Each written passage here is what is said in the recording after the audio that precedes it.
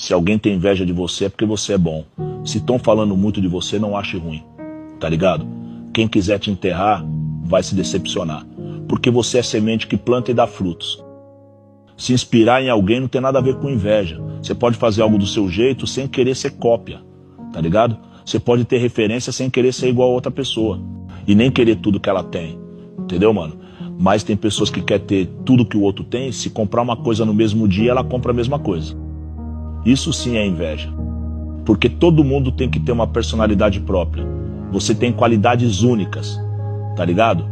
Valorize isso. E tenha cuidado com quem tá próximo de você. Porque às vezes a inveja vem de quem tá mais próximo de você. Por isso tem que ter cuidado em quem confia. E não tem como não ser invejado. Quem é bom sempre vai atrair os invejosos. Entendeu, mano? Eles sempre vão estar falando de você. É isso.